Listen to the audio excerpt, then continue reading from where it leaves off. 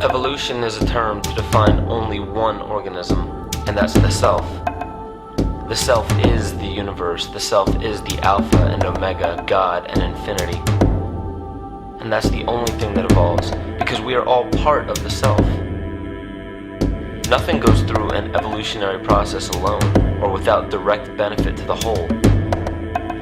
So when you begin to think that there's this controlling elite, this controlling hand behind the curtains leading the planet to destruction, when you think the end is near, the apocalypse, Armageddon, and when you think we as a species are doomed, it is not they, it is you that brought this about.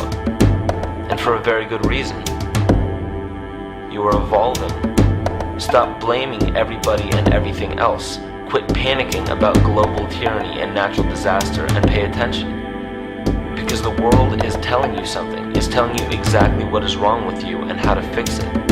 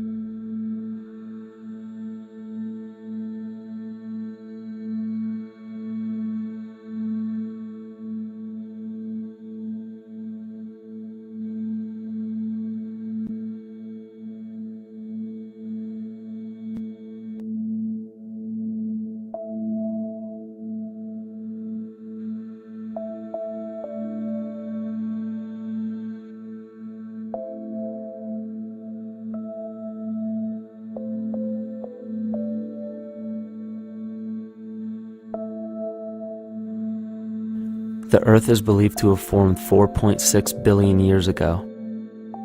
Within the first 150 million years, it began cooling and releasing gases from the lithosphere, which created the earliest forms of the Earth's atmosphere. Prior to the creation of this atmosphere, the sun's ultraviolet radiation made for uninhabitable conditions.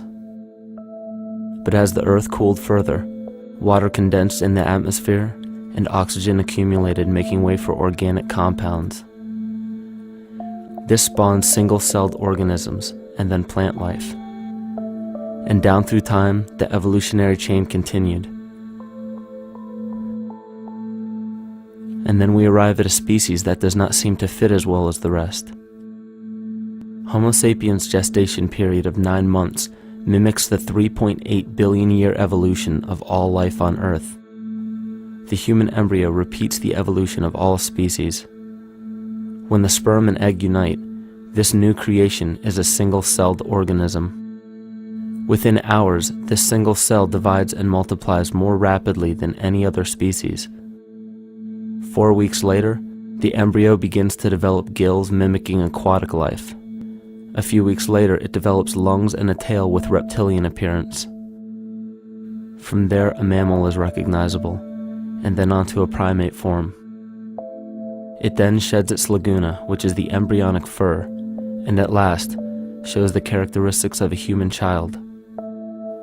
The human body is a community of approximately 50 trillion cells. Everything the body does, the cell does as well.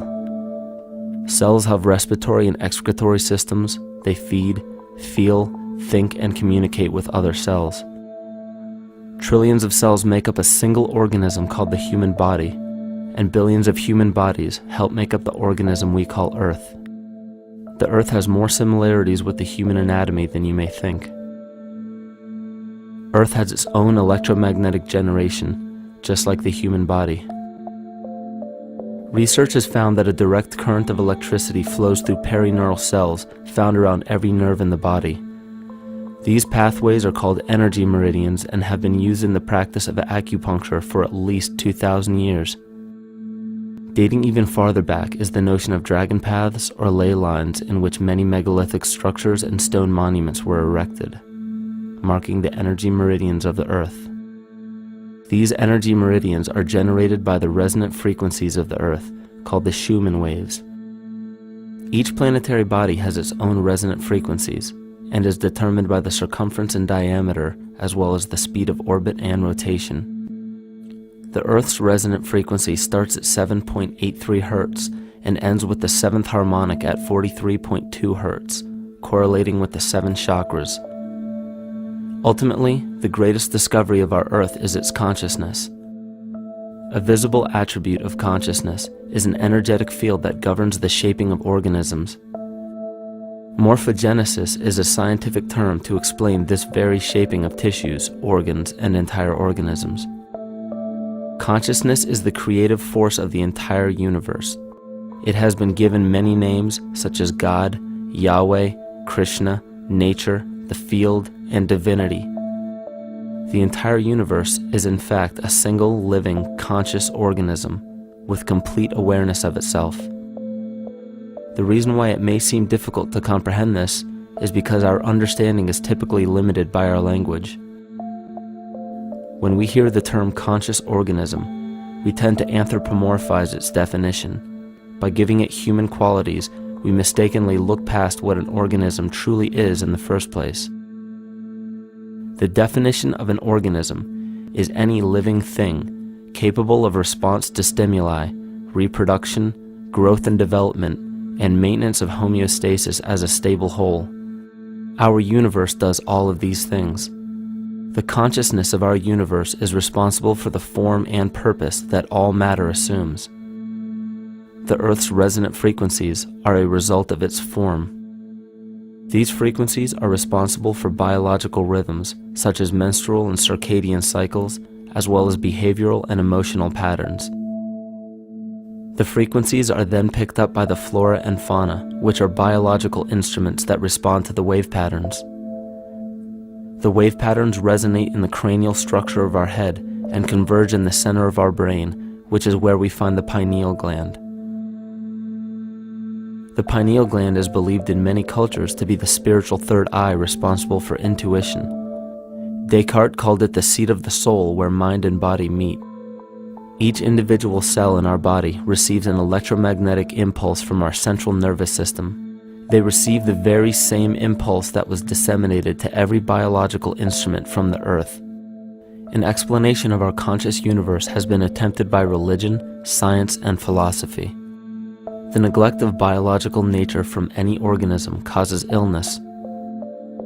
A divorce from nature, exile from Eden, confounding of tongues, they are all symptoms not of a biblical God or deity, but the true self.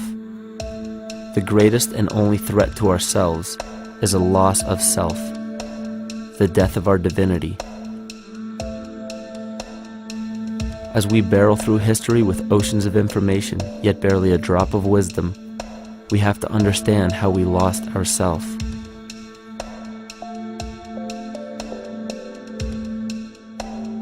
In sacred texts and ancient scriptures left by our ancestors, we find an incredible link between stories of creation, a great flood, the war of the gods, the Messiah dying for the sins of man, end-time prophecies, and similar characters.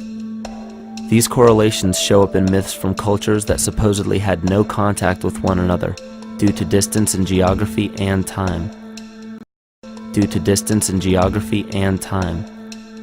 The common thread we find that connects all of mythology has its roots in the stars. One of the most revealing accounts is the battle of the gods in heaven and the ensuing flood. In the Bible, Lucifer rivaled the Lord and was defeated and cast down to earth.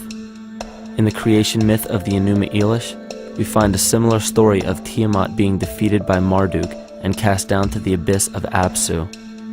In chaos, Tiamat, the mother of them both, Apsu and Tiamat's waters were mingled together, meaning that the chaotic waters of Tiamat were somehow mixed with the sweet waters of Apsu. Apsu was the Sumero-Akkadian god of the abyss beneath the earth. Tiamat, also known as Lucifer, was known as a serpent or dragon and was defeated by Marduk.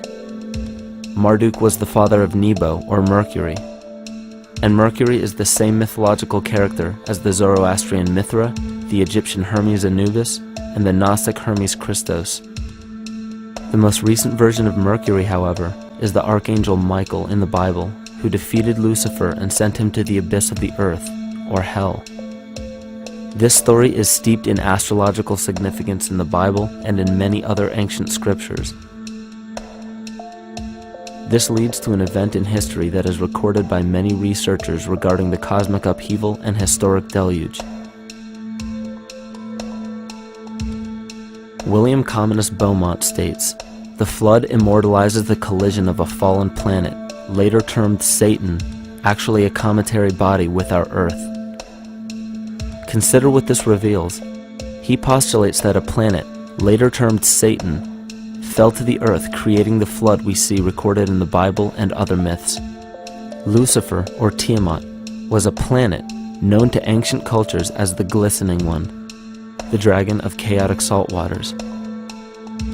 The light from the sun illuminated this planet's water, which gave it a glow that rivaled the sun's own light, which is where we hear about Lucifer rivaling the Lord. The Lord in this case being the sun, which sustains and gives warmth to the earth.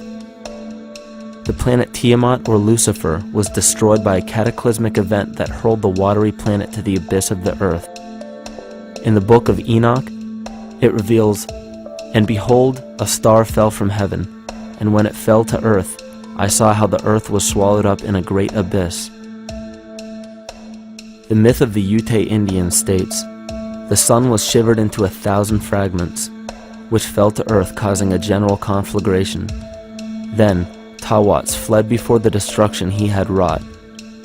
And as he fled, the burning earth consumed his feet, legs, body, hands, and arms, until at last, swollen with heat, the eyes of the god burst and tears gushed forth in a flood which spread over the earth, extinguishing the fire."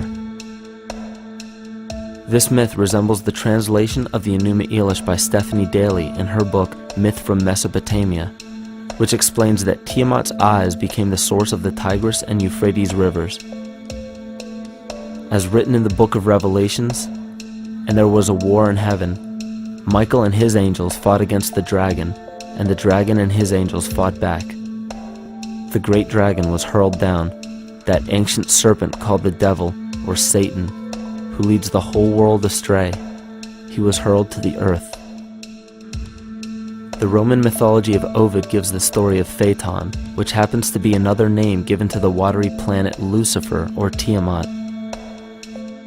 This story reveals that Phaeton was a child of the sun and wished to become the sun for a day. Phaeton attempted this feat, and eventually Jove, who is also known as Marduk, destroyed Phaeton, sending him crashing to the earth in flames and put out by a tremendous flood of water from a river unseen before. The common theme we notice here is that of a saltwater planet, the great dragon, Lucifer, Tiamat, or Phaeton, was defeated and fell to the earth, and now dwells in the abyss known as hell, giving us the outline of the story of Lucifer rising up against the Lord and being defeated and banished to rule the underworld. As we know, however, an outline is but a shell of a story. The inner meaning, the spirit of the myth, comes with a deeper understanding of the essence of each planet, not just the physical planet, but the conscious core, because we know now that the proportions and velocity of a planet gives them their own characteristic frequencies, which govern biological and behavioral patterns. These planets reflect the archetypal psychology of man. In ancient times, probably the most important field of research was the study of the heavens. Galactic bodies and their movement through the sky were known to be symbolic of the inner faculties within human consciousness. Within all organisms, outdated science has only explained the physical world measured by our five senses. Only in esoteric religions, mysticism, and quantum fields of science are we to find any attempt at explaining where thoughts and emotions fit into the sense-perceptible world. We also understand now that humanity is a community of cells within the organism of the Earth. The Earth, therefore, is a higher organism that shapes our form and function. This higher organism and all other planetary bodies are governed by consciousness, just as we individual humans are. Therefore, the Newtonian belief that galactic bodies are nothing more than lifeless forms floating in space is tantamount to claiming that we humans are nothing more than a composite of elements in motion. We know that this is untrue because we feel, we think, and furthermore we see the result of our consciousness creating what we call life. Plato wrote, "This world is indeed a living being, endowed with a soul and intelligence, a single visible living entity containing all other living entities, which by their nature are all related." Furthermore, the cosmos is a single living creature which contains all living creatures within it. And in an article out of the Sufi journal, the author writes, "The world is a living spiritual being." This was understood by the ancient philosophers and the alchemists who referred to the spiritual essence of the world as the anima mundi, the soul of the world. In scriptures, we hear of the claim that angels guide the inner soulful actions of people, or that the gods wield influence over man. Most ancient spiritual and scientific teachings held the belief that the hierarchies of the gods, angels, archangels, archai, all the way down to the cherubim and the seraphim, are the hierarchies within the human psyche. In this way, we must understand that when the whole of ancient myths and sacred scriptures speak of spiritual influence from a higher being, they were speaking of archetypal forces that are inherent within us, not an influence from an external source. This is where we begin to see the relevance of astrology as an ancient form of science that resurfaced in the 19th and 20th centuries under the name of psychology. Friedrich Nietzsche even stated, "As long as you still experience the stars as something above you, you still lack a viewpoint of knowledge." This is astropsychology and maps the inner faculties of the psyche. In pre-Christian times, there were schools known today as the mystery schools or the mystery religions. The messages encoded in the scriptures and ancient archaeology came from adepts of spiritual science. The intent was to teach the initiates the deeper meaning of these myths. What became later termed as Lucifer, Satan, or the devil was representative of the ego, which rivals the Lord, the representative of the self. The true self is the epicenter of a person's entire being. It is the total sum of everything that we are. The false ego, on the other hand, is the idea and concept we create about ourselves in the course of our lives, which typically excludes any qualities we don't wish to accept about ourselves. However, humanity has been endowed with the freedom to choose either to obey the true self or to give in to the temptation of the vanity and materialism of the false ego. This is the most notable trait that separates man from animal: our freedom of choice, the choice to follow our concepts and ideals or our natural impulses, the choice to sustain nature or to destroy it.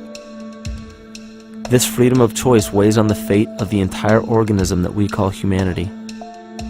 Cancer begins with a group of cells within a community that fail to communicate with the conscious signal of the organism. Those cells begin to grow out of control and spread to other areas of the organism. This very disease is evident in our world today. The cancer upon our earth is the domination of our false ego and our divorce from nature.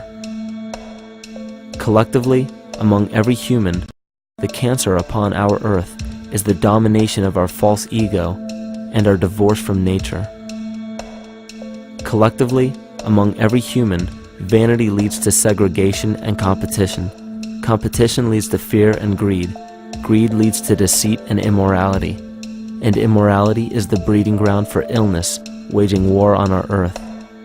Every act of hatred and destructiveness in our world begins with self-hate and self-destructiveness. And it all begins with a breakdown in communication.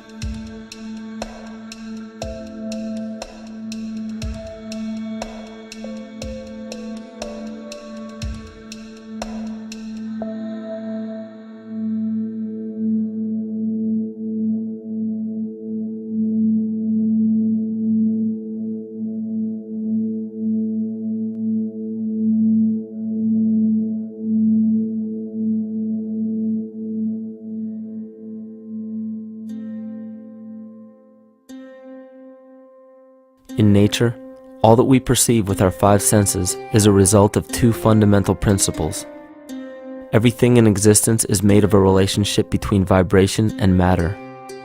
Vibration is a masculine creative force countered by matter, which is a feminine receptive force. Thus begins the principle of duality.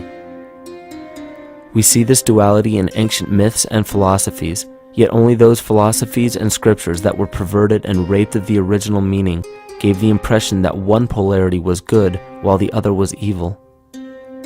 The original sages, adepts, and shamans taught that both are necessary, and one would not exist without the other.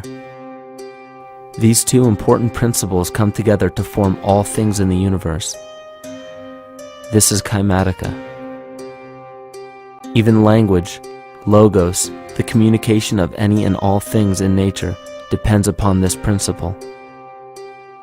Pete Peterson, in his works Cymatics, the Science of the Future, stated that nature shows examples of kymatica in everything. This phenomena is found to be one of the prime forces that moves biological evolution along its path. Dan Winter reproduced an experiment to prove that the ancient languages of Hebrew and Sanskrit, when spoken, create a vibratory frequency that moved matter into sacred geometrical patterns. Upon further investigation, Hebrew, Sanskrit, Aramaic, Arabic, and other elder dialects have older roots in a parent language of Gaelic and quite possibly an even earlier origin. In Swami Murugesu's The Science of Mantra, he claimed that when a person chanted specific words in Sanskrit while filming a burning candle, the intensity as well as the color of the flame would change due to the frequency that the word would emit. This same science has been shown to lower and raise blood pressure. And in his own words, certain sounds can affect their circulation and nervous system. Whatever change such vibrations cause extends to the mind of a person and also to the surrounding atmosphere, causing warmth or coolness. All this can be known by study and shown by practice. This rediscovered knowledge of the science of sound shows that sound is something more than mere vibratory signals. Not only does sound interact with life, but it sustains and develops it. It acts as a conduit of conscious intent between people, societies, and entire civilizations. Yet the psychic illness we endure due to the domination of our false ego is reflected in the collective. Our psychological schism has shut us off from communicating correctly with our inner self, which is exactly how cancer cells within the body operate. In the collective, we have created a language barrier between humanity and the rest of nature, acting as a global cancer. Recorded in history, the efficacy of the ancient languages has been severely uprooted. The alphanumeric translation from Hebrew to English shows a complete reversal of the two languages, giving the cymatic effect unnatural results. Dr. Leonard Horowitz stated in his work on DNA, 1/3 of the sensory motor cortex of the brain is devoted to the tongue, oral cavity, the lips, and speech. In other words, oral frequency emissions spoken or sung exert powerful control over life, vibrating genes that influence total well-being and even evolution of the species. A degradation of language in this case is shown to affect biology. If something as basic and important as language can be degraded and devalued to such a degree, yet never questioned, what else might we be missing? Think of an aspect of your life that dictates the limits of your freedom. Government and law enforcement, insurance and pharmaceutical companies, taxes, building permits, driver's licenses, and more. There are hundreds if not thousands of stipulations, regulations, and boundaries on our freedom. And out of the ones that were just mentioned, how many have you researched to find out whether they apply to you or not? Let's look at the forms of law that we currently acquiesce to.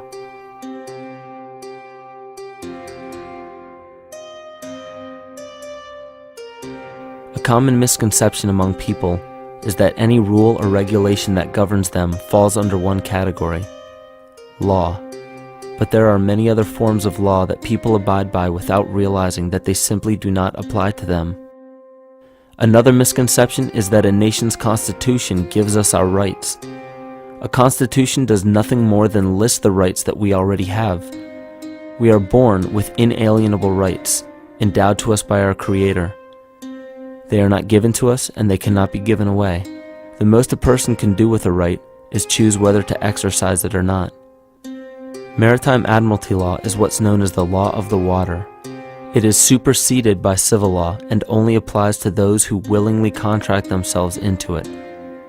The definition of admiralty law is a body of private international law governing the relationships between private entities which operate vessels on the oceans.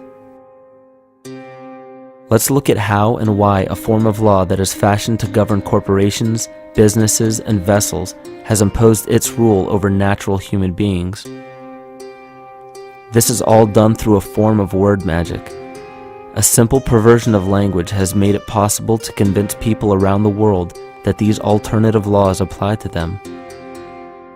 One of the predominant beliefs in modern culture is that licenses, permits, registrations, and other forms of documentation are required to operate motor vehicles, use public roads, build structures and establishments, engage in free enterprise, and much more. Sadly, these beliefs are based on little to no investigation whatsoever, and are false. This belief structure is perpetuated by maritime admiralty law. This form of law was originally created to govern ships docking in foreign nations for the import or export of products and resources. It deals with banking and merchant affairs, not civil affairs. When a product is taken off of a ship and brought into a foreign land, that nation takes custody of the resource and accounts for it with a certificate. That certificate marks the birth date of that product in the custody of the respective nation. Think of why it is supposedly required to have a certificate of live birth in the first place. The Barron's Dictionary of Banking Terms defines a certificate as a paper establishing an ownership claim. So right there, we notice that everyone with a birth certificate is defined as being owned. People are used as collateral with other nations because the U.S. is bankrupt. The United States declared bankruptcy on March 9th of 1933. At this point, the U.S. began taking out loans from a private, non-government affiliated corporation called the Federal Reserve.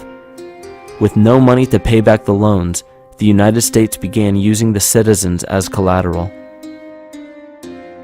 All birth and marriage certificates are literally warehouse receipts. Just look at the similarities of warehouse receipts and birth certificates. Both document the date of issue, a serial number, registration number or receipt number, a description of the product, and an authorized informant to notify the appropriate government agency. With all of this information being readily available, the majority of people are unaware of their involvement with maritime admiralty law. This is possible through the manipulation of language. This admiralty law changed the meaning of the word person from a natural living person to a corporation. Driver's licenses, vehicle registrations, auto insurance forms, building permits, gun permits, work permits, tax filing documents, birth and death certificates, traffic citations, and many other forms of documentation that were once believed to be absolutely necessary only apply to persons or corporations. Upon signing such a legal document, you are indirectly waiving your rights under the Constitution and lowering your status to that of a corporation that is created with the same exact name as you. The only way to reconcile your true name from the name of the corporation is to take notice that the corporation has its name in all capital letters. This is known as capitis diminutia maxima. You may take notice that your driver's license, birth certificate, social security card, insurance cards, and more use all capital letters to legally represent the corporation with your name, not you. The corporation is known as an artificial person, whereas you, the human being, are known as a natural person. This deception goes even deeper when it comes to the courts that we attend. When showing up to court, you will notice that there are seats for witnesses behind a wooden fence or barrier. The defendant must cross through the entrance to the other side of the barrier where the plaintiff and judge sit. This act symbolizes the boarding of a ship. At this time, business can be conducted in maritime admiralty law. The judge, acting as captain or banker, is responsible for settling the balance between the two sides. This is why there is always a monetary value involved in any court case. The captain is simply dealing with banking and merchant disputes. Once the balance is paid, the case is closed. To turn the court case away from admiralty law where your rights are not protected, you must avoid agreeing to represent the artificial person. This is done by stating that you are the natural person. You don't have a first or last name because those imply corporate title. In a court case, you may state that the court takes judicial notice of your honor's oath of office. Every judge must take an oath of office to practice law, yet you must make it clear to the court and the jury that the judge is acting as judge and not banker. Remember that you are a natural human being of the earth. You are not governed by anything but your own consciousness. Laws are created within a society. The society that created the laws we see being enforced today is called the Law Society. Yet the most beautiful part of this entire deception is the fact that we are not part of the Law Society, so their laws do not apply to us. Judges, lawyers, and law enforcement officers, they're all part of a society. Within that society, they've created their own language that's deceptively similar to English. They have these little things called statutes, acts, and regulations that seem like laws, but they really only apply to those within their society. So that basically means all the traffic violations, minimum age requirements, and everything except for damage to another person or their property doesn't really apply to the natural person. Laws only apply to those within the Law Society. The game being played is an illusion. You can simply choose to open your eyes and reclaim the freedom that you were born with, bound by nothing but the limits of your imagination. These are just a few examples of assuring that your rights are being protected. By far, the most important line of defense against this deception is to be aware of the perversion of language, and be absolutely aware of how you form your beliefs and concepts.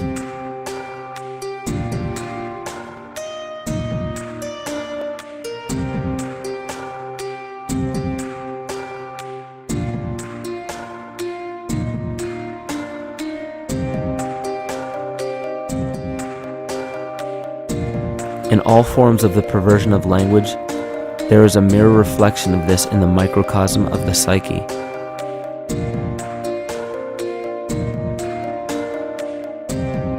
And the problem I see with humanity today is we don't truly know ourselves anymore. We have the 9-to-5 job, we have the house, the children, the bills, the television, the hobbies, and the errands that we run every single day, and we eventually begin to believe that this is who we are.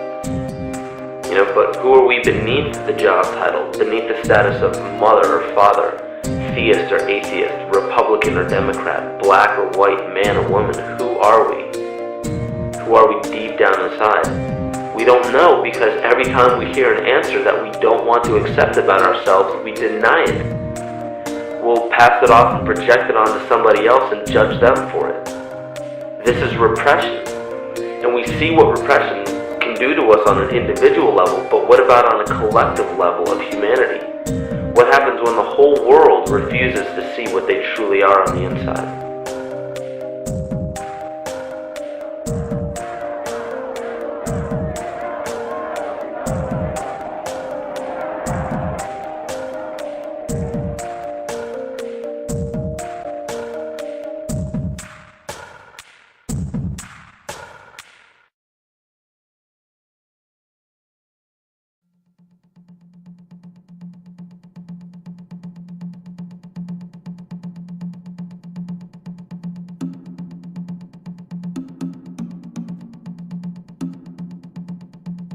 Carl Jung discovered that there is a collective unconscious connected to all humans, meaning that the whole of humanity shares a single mind with one another. This is evident in the world through accounts of shared mythology and symbols, the study of morphic fields, and with the science of kinesiology. This collectivity is a global example of the unconscious mind of the human body, in which trillions of cells share a similar signal. This parasite, called our false ego, requires a continuous flow of sustenance to survive. Food, fuel, and any other form of sustenance is energy.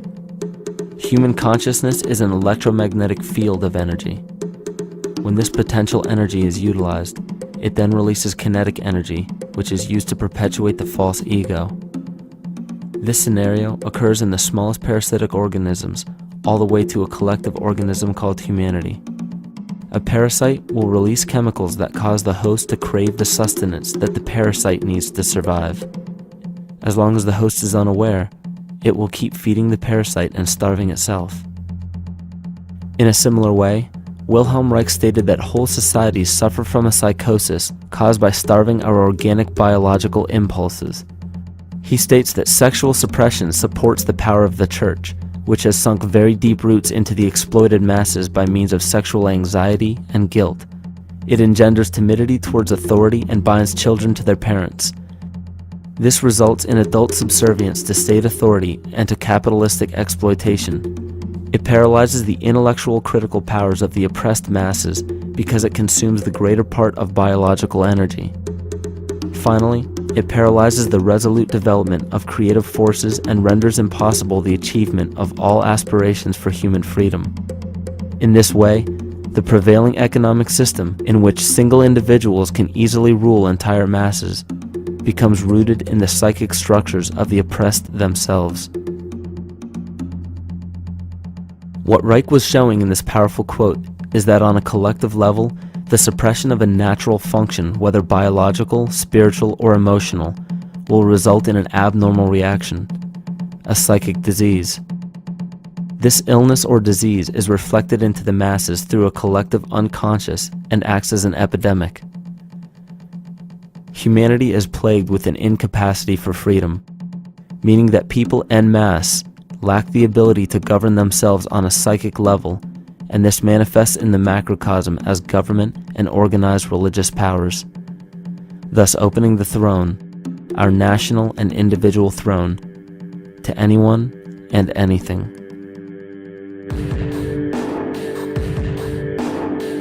Enter the infamous rulers of the earth, the patriarchs of civilization, political, social, economic, and spiritual dictatorship, psychic tyranny.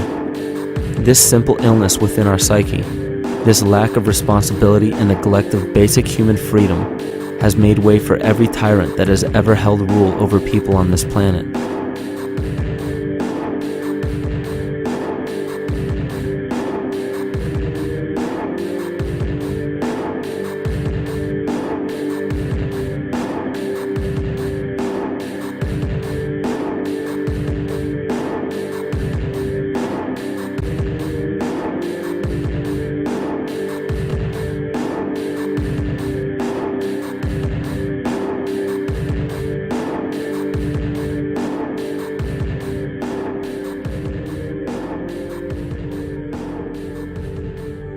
But these oppressive tyrants that are demonized by the masses are no different than us. In fact, they are one with us. In the book The Prophet by Khalil Gibran, he poetically states, "I say, as the holy and the righteous cannot rise beyond the highest which is in each of you, so the wicked and the weak cannot fall lower than the lowest which is in you also." Every one of us has the capability to commit the most horrifying sin or show the most beautiful compassion to our fellow man. This is the very definition of an illness within the psyche and soul of man.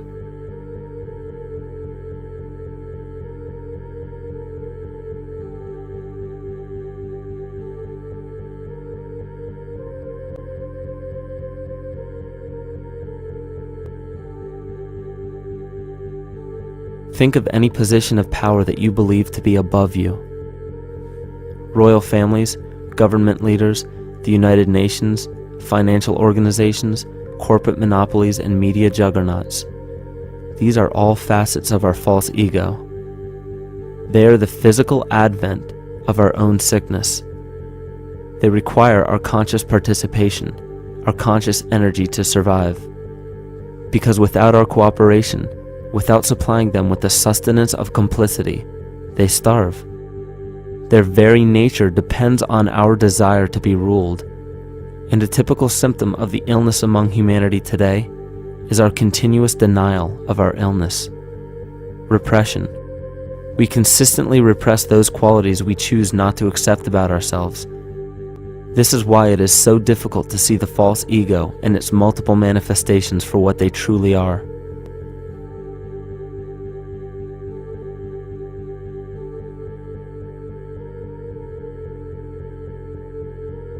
This is the very nature of the false ego. It acts as a red herring to distract us from the freedom we truly have.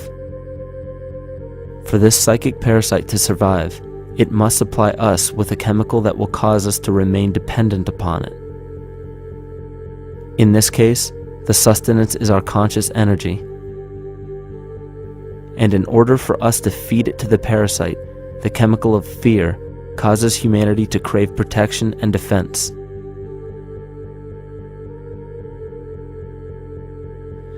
The functions of the body to survive can be broken down to two basic functions for any organism to survive.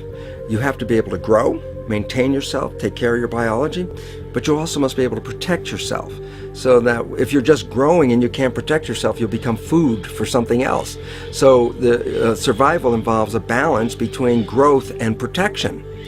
Through the history of human civilization and through human evolution, we recognize that our nature is to be in a state of growth, and that our protection is only supposed to be used to, help us out of that threatening moment. You can't be in growth and in protection at the same time. So the significance is, when we see a need of protection, the stress hormones in the body shut off the blood vessels in our viscera or gut, which is the part of the body for growth. Well, the issue is, if you took the blood from the viscera and moved it out to the arms, then you left no blood in the viscera. That means no growth. But you're ready to fight. And when your fighting is finished, then the blood returns back to the viscera and you grow again. But in the world that we live in today, it's 24/7 fear.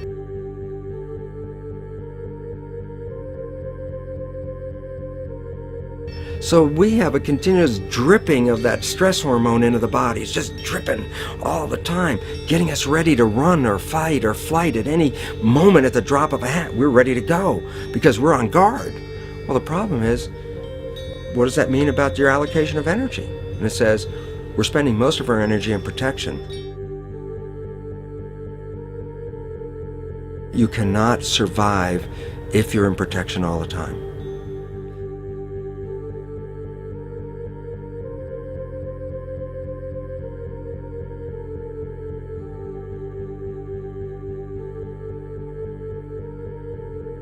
And if the parasite can control the nature of the fear, it can then create a fear among us that only it can defend us against. A recent physical manifestation of this comes from Zbigniew Brzezinski, former Secretary of State who also supported President Barack Obama.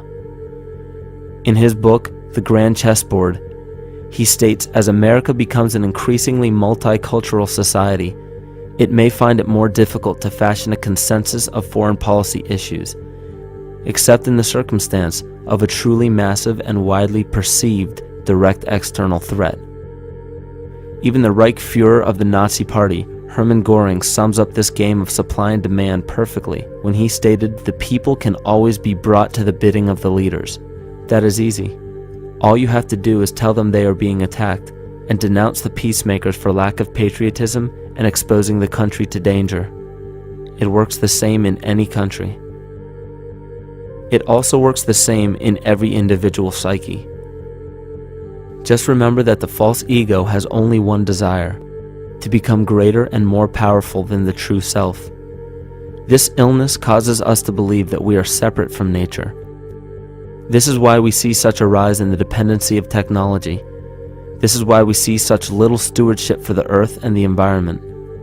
And this is why we see bigotry, racism, sexism, and every other form of discrimination possible that leads to crime, violence, wars, and eventually, the global destruction of the organism.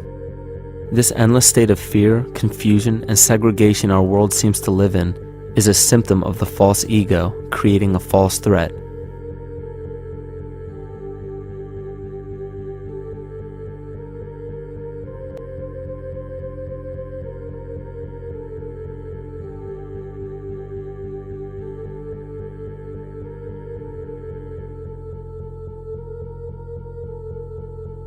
many of the United States presidents have blood relations with each other.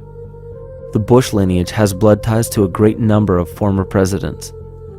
George Washington, Millard Fillmore, Franklin Pierce, Abraham Lincoln, Ulysses Grant, Rutherford Hayes, James Garfield, Grover Cleveland, Teddy Roosevelt, William Taft, Calvin Coolidge, Herbert Hoover, Franklin Roosevelt, Richard Nixon, and Gerald Ford. Michael Tessarion points out in his work that Bush is closely related to every European monarch on and off the throne, and has kinship with every member of Britain's royal family. Bush's family tree can be documented as far back as the early 15th century. He has a direct descent from Henry III and from Henry VIII's sister Mary Tudor. He is also descended from Charles II of England. And we also find that George W. Bush is a direct descendant of Godfrey de Bouillon. Godfrey was the first king of Jerusalem after he recaptured it from the Saracens, which was the name for the Islamic faith during the Middle Ages. It is interesting to note that the current occupation of the United States in the Middle East was re-established by the same family, George Bush Sr. in 1991, and again by George Bush Jr. in 2003. George Bush Jr. is then found to be a cousin to both opposing candidates of his 2 terms in office, Al Gore and John Kerry. Democratic President Barack Obama also has blood ties with George W. Bush, as well as Gerald Ford, Lyndon Johnson, Harry Truman, James Madison, and the British Prime Minister Sir Winston Churchill.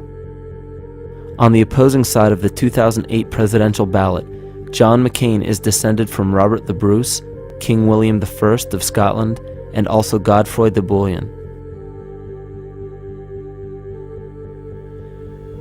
Probably one of the most interesting facets of the bloodline relations is the fact that the whole British royal family has descent from the Muslim prophet Muhammad through the Arab kings of Seville. This bloodline was passed through the kings of Portugal, Castile, and eventually down to King Edward IV. And this is a very, very different story from what you hear the media pumping out every day, being this idea of lineal superiority. It's completely debunked according to the foremost authority of aristocratic lineage, Burke's Peerage. And this just goes to show that there's the true story, and then there's the manufactured illusion, the front that's given to the public.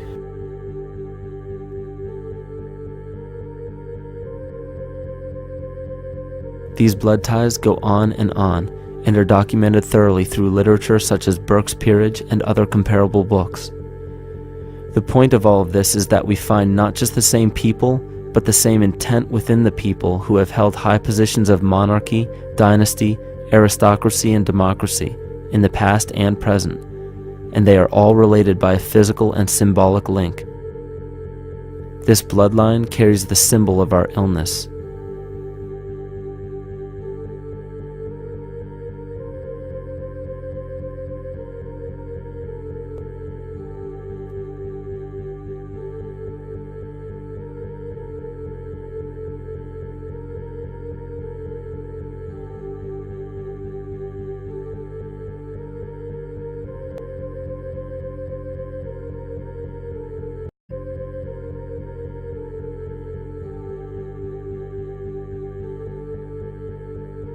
The symptoms of our psycho-spiritual illness are the wars, terrorist attacks, artificial or man-made disasters, and leader figures. As long as the people remain oblivious to their inner drives and inner nature, they will always fail to recognize why these events take place and why these figures rise to such powerful positions. The reason why we have failed for thousands of years to conquer these archetypal rulers permanently is because for thousands of years we have been fighting the symptoms of an illness and not the root cause. For every corrupt government that falls at the hands of a revolutionary, oppressed people, 2 more will rise in its place every time, because the root cause of a corrupt government does not exist in the individual leading that government. It exists within the psyche of every individual, because an unaware host to a deadly parasite will do anything to avoid accepting his own incapacity for freedom.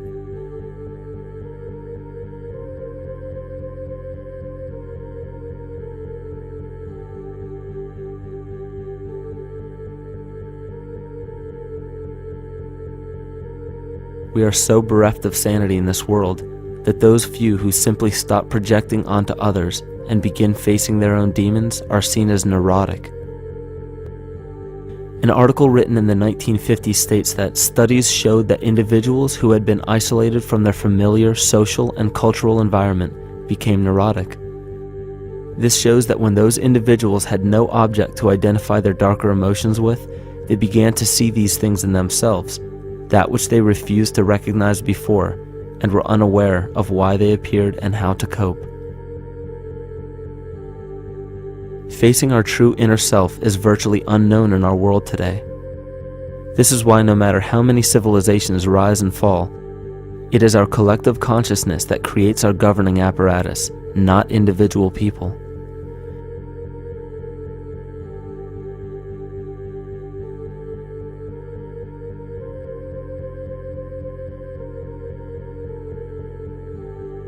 And after countless attempts, you would imagine that people would realize that a physical retaliation may not be the solution. Yet here we are, thousands of years later, with technology that can clone DNA, vehicles that can break the sound barrier and probe the depths of space, and science that can overcome almost any sickness. Yet we still fail to take notice to the importance of thoughts and consciousness. This is the very definition of insanity. And every single one of us is responsible for this psychic epidemic because we're killing the messenger and paying no attention to the message.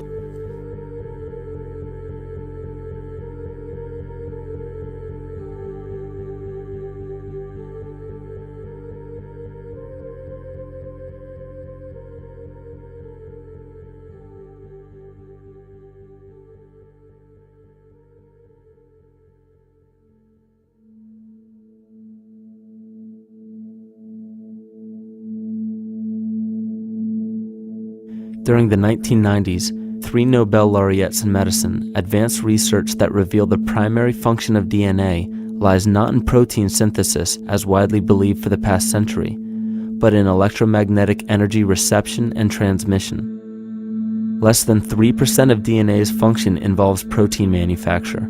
More than 90% functions in the realm of bioacoustic and bioelectric signaling. So why is it important to know that DNA functions in bioelectric signaling? HeartMath Institute has discovered the heart and brain maintain a continuous two-way dialogue, each influencing the other's functioning. Although it is not well known, the heart sends far more information to the brain than the brain sends to the heart, and the signals the heart sends to the brain can influence perception, emotional processing, and higher cognitive functions. The heart also generates the strongest rhythmic electromagnetic field in the body, and this actually can be measured in the brainwaves of people around us. We are quite literally an electromagnetic expression of our highest cognitive function. The behavior of electromagnetism is evident throughout the world as dualism. All matter contains a negative and positive charge, which means organisms are built upon this foundation. The natural homeostasis of any organism is a balance of both polarities. Furthermore, research on emotional energetics shows that the heart's field is a carrier of emotional information and a mediator of bioelectromagnetic communication within and outside the body. Research shows our heart's field changes distinctly as we experience different emotions. It is registered in people's brains around us and apparently is capable of affecting cells, water, and DNA studied in vitro. Fear. The chemical supplied by a collective parasite creates a distinct bioelectric signal given off by the host. This signal is disseminated to the organisms within our community and will grow outward through the entire organism unless it is counterbalanced by an opposing force. Dr. Fritz Alan Popp discovered that the cells in our body communicate through biophotons, which are tiny particles of light that are single units of an electromagnetic field. This communication system within our body also exists between people in what's known as morphic resonance. This was known by the shamans, sages, and adepts of antiquity.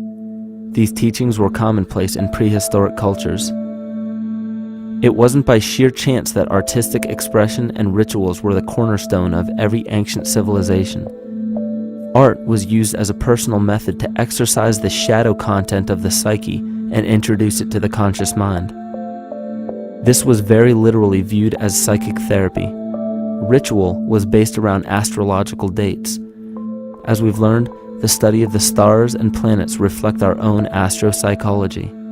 The shamans would perform rituals on astrological dates that would correlate with a circadian rhythm or a psychological cycle. These rituals kept the human participants aware of their inner self and prevented the repression of psychological content. As long as people were facing their inner demons and accepting them as their own, they were not collectively projecting them into the physical world. If you bring forth what is within you, what you bring forth will save you. If you do not bring forth what is within you, what you do not bring forth will destroy you. The progeny of our psychological disease began growing rapidly after a series of catastrophes forced the collective into a somatic state of fight or flight. This lowered the immunity of the population by introducing a state of immense stress. Our body becomes more susceptible to illness under stress. In this manner, humanity fell ill when entire bodies of land were swallowed up by the floodwaters. This uprooted many tribes, chiefdoms, and civilizations from their homes, and their ritual practices that were used as a conduit for psychic wellness were put on hold in order to survive the catastrophe and seek new homes. The shamans were spread to many new areas of the world. This information has been suppressed. We are made to believe that advanced civilizations such as ancient Egypt and the Mayans of Mesoamerica came about with no prior rudimentary remnants or evidence of evolving intellectual artifacts to bring them to their peak. We are meant to believe that their incredible knowledge of mathematics, astrology, agriculture, economy, polity, and architecture came out of nowhere. This leads many researchers today to the understanding that the origins of these civilizations have been suppressed. Not surprisingly, the force that has guided the suppression of this knowledge comes from the exact bloodline of the political and religious leaders stated previously. These are some of the notable book burnings and suppression of important texts in our history.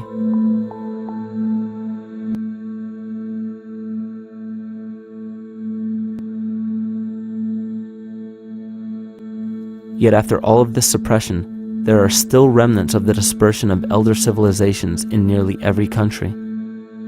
There is tremendous evidence of ancient cultures visiting North America long before the conventional belief of European colonization. Barry Fell states in his book America BC, there are ancient inscriptions now being reported from nearly all parts of the United States, Canada, and Latin America, written in various European and Mediterranean languages in alphabets that date from 2,500 years ago. William Commonus Beaumont wrote, "The Toltec and Maya civilizations never originated on American soil, but appeared there full-blown, with a well-defined art and system of hieroglyphic writing which possesses affinities with Egyptian." It is found that there are thousands of prehistoric sites across New England and several other northern states showing inscriptions, carvings, and mounds created by Druidic mariners as far back as 800 BC. To suppress this information further, it was not only imperative for the bloodline to burn the documented texts containing true historical information, but to wipe out the cultures that derived from these ancient shamans. The most devastating genocide ever endured was and still is the annihilation of shamanic tribes. We've lost our traditional roots and don't know about ritual. The dragon dances and the ghost dances of the Native American Indians, what do you think that was all about? All the shamans of the world, when they do their rituals, they're doing that.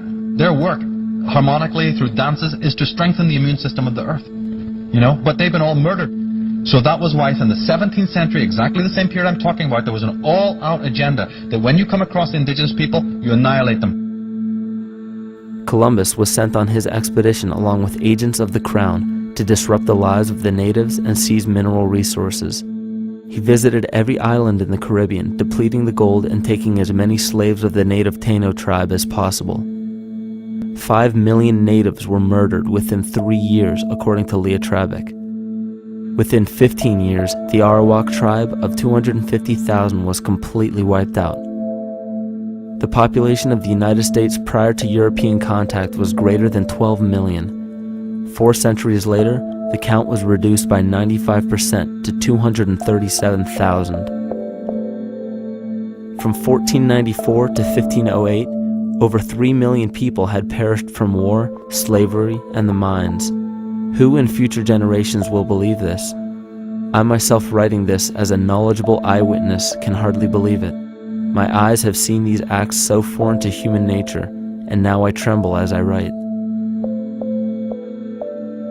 Another agent of the false ego bloodline was Hernando Cortés, who decimated the Aztec tribe and plundered their mineral resources.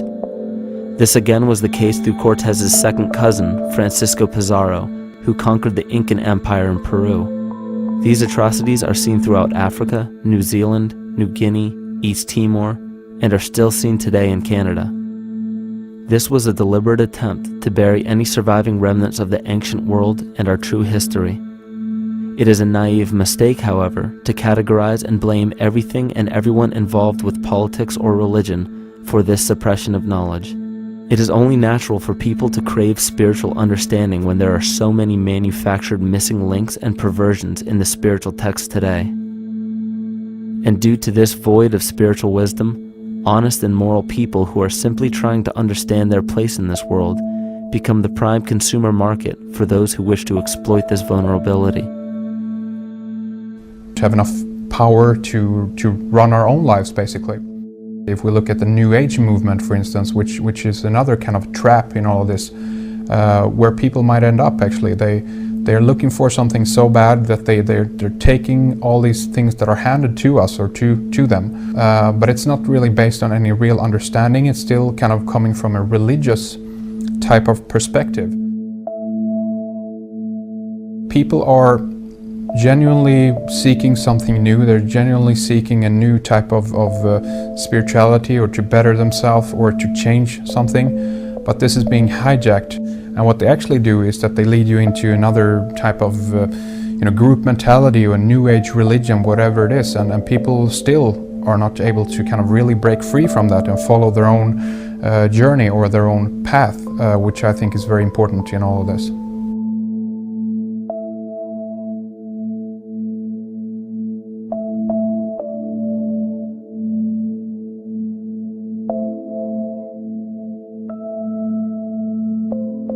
In the pre-Christian era, there were several cults of incredible power, most notably the stellar, solar, Saturnian, lunar, and mushroom cults. It is simple to see that worshippers of the lunar goddess comprised of the lunar cult. The worship of sun gods were indicative of the solar cults. The Saturnian cult, which consisted of Phoenicians and Canaanites, worshipped El or Eli. The biblical exodus of the Hebrews from Egypt showed that they entered Canaan and merged the lunar cult of Isis, the solar cult of Ra, and the Saturnian cult of El to form Isis, Ra, El. Israel. The old Israelitish cult and mythology, the Yahweh worship, the patriarchal legends, the sojourn in Egypt, and so on, are rooted in the religion of the sacred fungus, developed from the underlying fertility philosophy of the ancient Near East. The Jewish mitre, Muslim turbans, and military berets are derivations of the symbol of the mushroom cult. One of the first and most prominent, however, was the stellar cult, and a number of these ancient cults were created for shamanic purposes and earthly stewardship, yet some were taken over with different intentions. Just as you would imagine in any establishment of power, smaller cults formed within the main cults to worship individual deities. The cult of Mithras and the cult of Dionysus are 2 examples. You still today can see the Mithraic or Phrygian cap on the symbol of the seated Liberty Dollar, the coat of arms of many countries, the reverse side of the flag of Paraguay, the seal of the United States Senate, and even involved in the solar cult holiday that we now call Christmas. In the cult of Dionysus, many festivals were celebrated, such as the Greater Dionysia, celebrated in Athens around the spring equinox. The foremost event in this festival was the Thymelic contest, in which poets, musicians, and entertainers performed in an open-air theater. Musicians did not have to pay taxes, and members of the Artists Guild did not have to participate in military affairs. The cult of Dionysus is still alive to this day as the entertainment industry.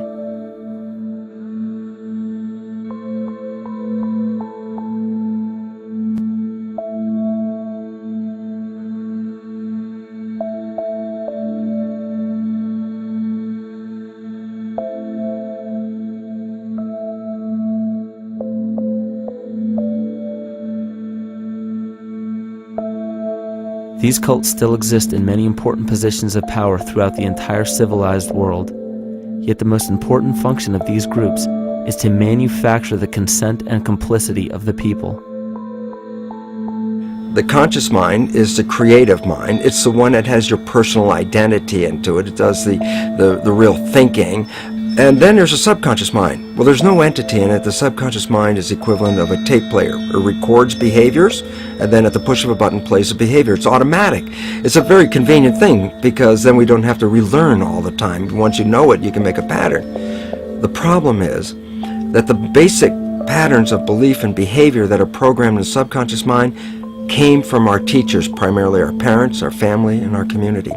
So most people don't even understand how easily we're influenced by our environment. Every person that we encounter, every single situation that we're faced with, every little word that's said on television may not seem too influential to our conscious minds, but your unconscious is designed specifically to let every environmental signal influence you without your awareness. So the question is, are we leading conscious or unconscious lives? And now neuroscience has told us in the unfolding of our lives, only 5% of our life is controlled by our conscious mind, and 95% of the time controlled by the subconscious with programs from other people that were installed in there. And the problem is, it means when those programs are playing, we don't see them. And the skeptics will sit there and say, consciousness, archetypes, astrology? No. We create things with our hands, not our minds. Archetypes aren't physical. They can't influence me. But when you think of the fact that we're only conscious of this small little fraction of our behavior, what we don't realize is that entire countries, entire civilizations that think they're free and independent, but are unconsciously too afraid to be free and independent, they will beg to be governed. And if they can't do it themselves, who do you think will consciously or unconsciously take that responsibility? It usually ends up being that strong, masculine, animus archetypal figure. When we think we're in danger, we're not looking for our mother to nurture us. We want our father to protect us. And right on cue with the age of fear, this age of catastrophe, the age of this parasite, we see masculine domination. And one of the primary conduits for giving our responsibility and our conscious energy away is money. We surely don't want to admit that our dependency on money is flawed, because that would imply that the fault is our own. And God forbid we take responsibility for our lives, so we blame the money. This is the cornerstone of the entire illusion being built around us by the false ego. Money is said to be the root of all evil, yet it cannot be evil because money is only a symbol. Symbols carry only the faith and spirit of the observer. This means that the symbol of paper money, yet it cannot be evil because money is only a symbol. Symbols carry only the faith and spirit of the observer. This means that the symbol of paper money evokes and surfaces the evil intentions and inherent flaw of our false ego. Money only exists because we agree to accept it as valuable. And to further illustrate our incapacity for freedom, we've given the control of our faith-based money to a private corporation instead of the federal government. There is no law stating that we have to use Federal Reserve notes as currency. We choose to because we fear the alternative: independence.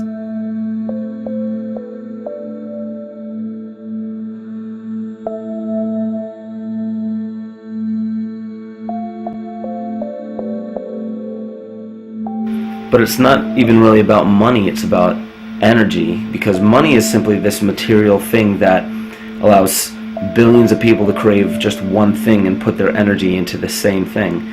It's not the plasma TV or the house or the lifestyle or the job or the significant other or the status that we're really after, because we know that we're empty.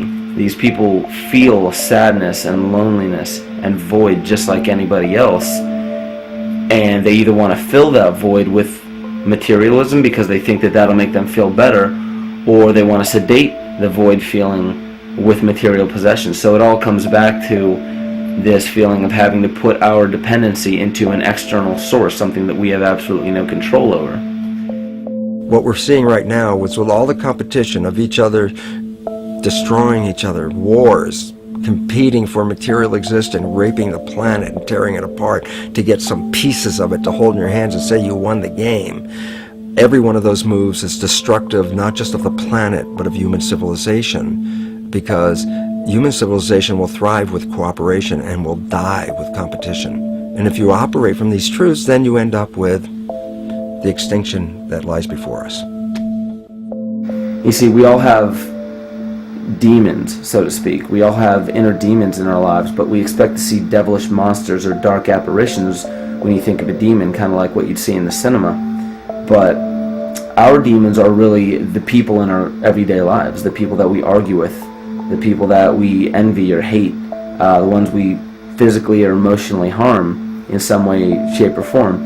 And it's not because we envy or hate qualities in these specific people as much as we hate the fact that they remind us of ourselves. They reflect qualities about ourselves that we wish we had more of, or that we wish we didn't have at all. So what do? We alleviate that pain, not by fixing or fighting our own demons, but by harming the people that remind us of our demons, by harming the people that remind us of the things that we don't like about ourselves. And when we become frustrated that we're not in control of our emotions because we don't really know what's affecting our emotions, we take it out on others. We take it out on absolutely anything else that can show us or act as a catalyst for our hatred. And so we do the same thing to animals. Animals are perfect because they can't defend themselves. And it's a perfect catalyst for our inner aggression, our confusion, our hatred. Just take it out on something absolutely helpless. Just imagine how unconscious a person has to be of his or her actions to torture or mutilate or brutalize any living thing.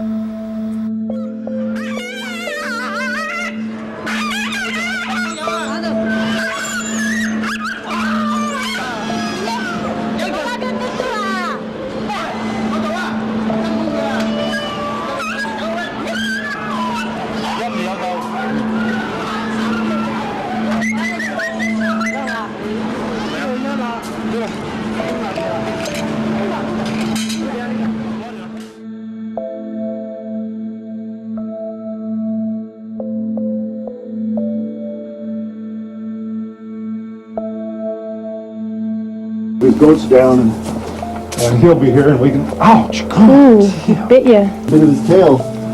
Is it common with your kids maybe? He's a big guy. That's a real... Think of the lack of compassion you must have towards life in general to be able to feel no semblance of sympathy towards entire populations, let alone just individuals or individual animals, entire populations of species that are bred specifically for the purpose of commodity. But I'll tell you what's even more dangerous is not so much the people carrying out this cruelty, because that's already been established. That form of hatred and cruelty has already been established and it's already known. What I'm really worried about is the people who are against inhumanity, the people who are against animal cruelty and feel self-righteous enough to think that it's justified to inflict harm or even wish harm on these people. Because those are the people who take unconscious cruel behavior to a whole new level of conscious cruel behavior that's perfectly acceptable in their minds, because they feel that it's their job to bring other people to justice, like they're an authority figure of some sort. Those are the people who will have a much harder time figuring out why they harbor so much inner hatred and resentment. They don't seem to realize that it's just another form of this same exact hatred. So to keep from facing our inner demons consistently, what do? When we begin to realize, hey, wait a minute, maybe it's not alright to inflict harm on any other living thing, then the ego has to come up with a more esoteric form of cruelty to trick us into displaying the same form of self-hatred, the same indignant attitude, but just in another way and towards another group of people. But the emptiness will always find a way back in, and people will always start to feel restless again, no matter how many times they transfer blame to yet another person or yet another group. We need chaos in our lives. We crave destruction. We beg for catastrophe. Because if we don't have these things to act as a form of exorcism or a catalyst for us, we start to notice these things in ourselves, and that's what we don't want. You see, we can deal with wars. We can deal with terrorism. We can deal with stock market collapse and economic collapse. We can deal with these things. But once we start to notice this chaos within ourselves, that's what we're really afraid of. We'll take 1,000,000 September 11ths over one moment of true insight towards our self-hate.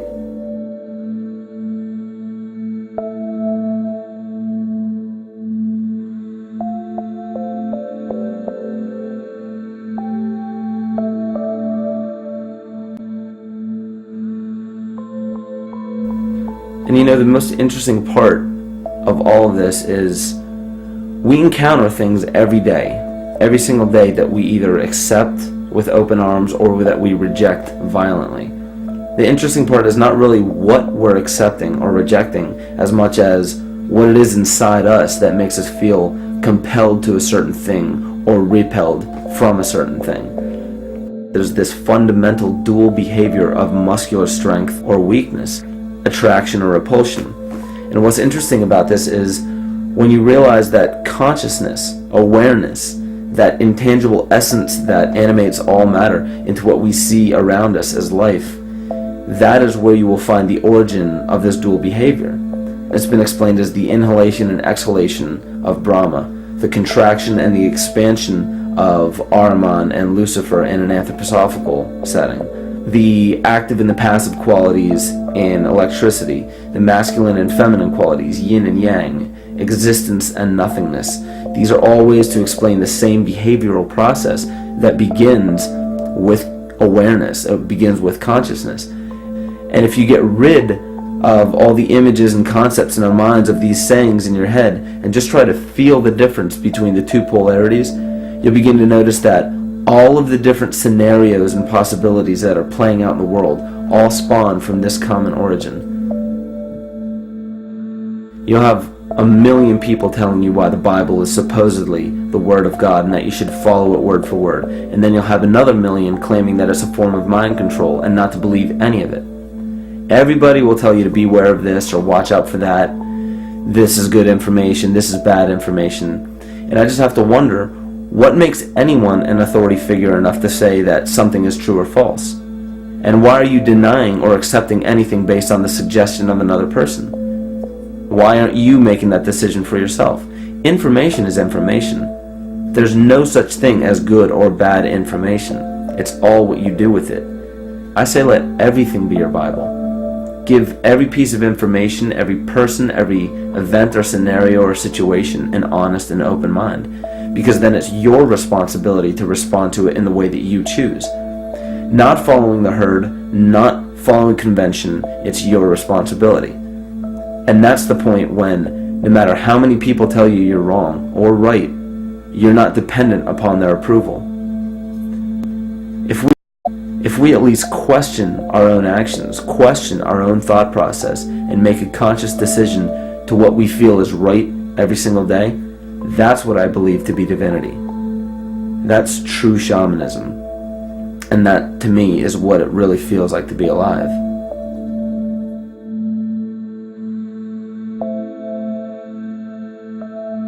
In this conscious, living universe, there are no laws of nature, just habits.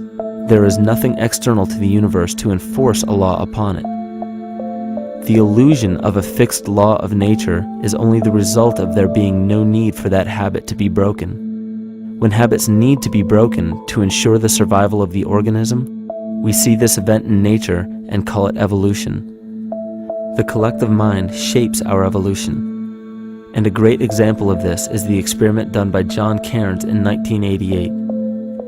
His team put lactose-intolerant cells in an environment with only lactose for food. Under a law of nature, every one of these lactose-intolerant cells would have died. But surprisingly, they all survived. Every one of them understood the problem that they were facing and replaced the defective lactase enzyme with a functioning one to utilize lactose for food. If a cell has the ability to decide how and when to evolve because it's facing extinction, then anything can.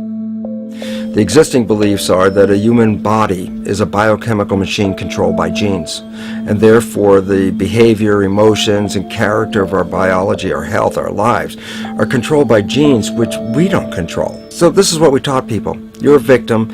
Genes control your life. You didn't pick them. You can't change them. The genes you end up with program what's going to happen. My experiments on stem cells, which I started in 1967, I'd isolate one stem cell, put it in a petri dish, and then it would divide every 10 hours. So I took all the cells, split them up into 3 groups, and then just put them in 3 petri dishes.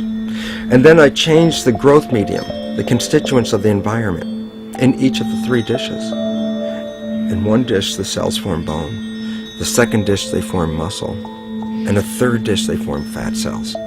What controlled the fate of a cell? And the first thing you have to say is, well, wait, they were all genetically identical when they were put in a dish. So obviously the genes didn't control it because they all had the same genes. What was different was the environment. And all of a sudden in my career, it said, oh my gosh, here I am teaching genes control life, and the cells are telling me genes respond to life. And since you can control the response, you can control your life. It's how you read the environment, how your mind perceives the environment. And if you understand this, then you could lead yourself to the most wonderful expression on this planet, to be fully alive and fully healthy, just how you respond to the world.